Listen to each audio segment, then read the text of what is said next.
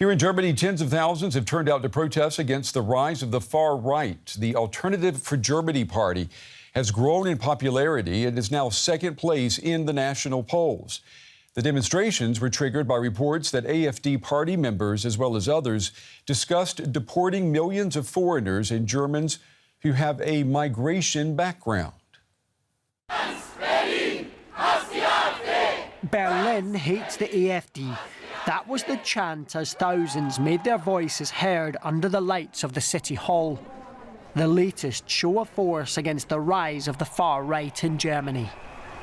We're here today because there's a shift to a more right-wing approach in politics in Germany, and that's horrifying. I think it is the duty of all of us to be here today against the AfD, against hatred and rabble-rousing. We know that the AfD is already quite popular nationwide in Germany, and it's important to stand up against fascism, against anti-democratic ideas, against Nazi ideas. Protests erupted after it emerged that Alternative for Germany members and neo-Nazis met to discuss plans to deport millions of people with migration routes, including German citizens. The AfD have distanced themselves from a so-called remigration plan. 1 in 4 Germans has a migration background. In Berlin, the story has brought to mind the darkest chapter in German history, when Nazis deported and murdered millions of people.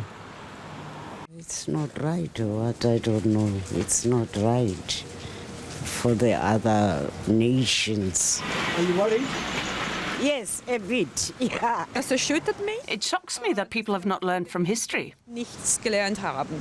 The word remigration is the worst you can hear, especially in a country that once lived through that history. People who were born here with a migration background should also leave? That hits you hard, because you see Germany or Berlin as your home, and it's all very difficult. I don't usually let racism get to me like that, but it did. It did make me aggressive. You think, what's all this crap? The focus now turns to the party's position in the German parliament, where the debate is whether they should be banned entirely. A nuclear option fraught with legal hurdles, and that may help rather than hinder the far right. DW's political correspondent Simon Young is following this for us. I asked him why the AfD is so successful despite resistance that we've seen on the streets. Well, Brett, of course, there are many different reasons why people might be drawn to a party like the Alternative for Germany, AfD. One key thing certainly is the issue of migration. That's the issue that they've put at the centre of many of their campaigns, and they've got this tough line that you heard about in the piece there, and that's something that it clearly is worrying a lot of people. It's got a lot of people interested and focused on them, but it's not the only thing. There's a lot of uncertainty and disgruntlement in the population at large, for instance, with environmental legislation and just generally the rise in the cost of living and so on. So you've got a lot of people looking at the current government, a three-way coalition under Olaf Scholz, and feeling that, you know, those mainstream parties don't have the answers to the questions that concern people. That's why they're looking to alternatives, in this case, the AfD. Mm-hmm. Yeah, the AfD is apparently an alternative, and yet we're seeing calls to ban the party. Why do people want to see this party banned? Well, a lot of people are very alarmed. They say that this party is hostile to democracy and that it's essentially a sort of neo-fascist front organisation. Indeed, parts of the AfD have been declared a threat to democracy by intelligence services in various places around the country. So there's a lot of concern. I think that concern has been ramped up in recent days by these reports of a meeting meeting with different far-right groups sort of coming together in a network, including AfD representatives, and talking about this so-called plan for remigration, deporting people that essentially these far-right members don't want to see living in Germany. Well, it's got a lot of people worried, but this isn't just about street protests. There have also been debates here at the German Parliament. For instance, today we saw a debate on the far right and what to do about it. Let's listen to some of the voices from that debate today. You're a wolf in sheep's clothing. But I'll say this, your facade is beginning to crack. The true face of the AfD is coming out for all to see, and we'll make it clear what kind of ideology they are pursuing. Now the barbaric plan to deport people who are German citizens is clear and obvious to everyone.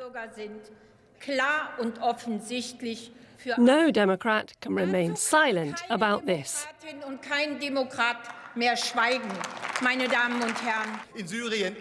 The war in Syria is over, so 600,000 Syrians have to go back.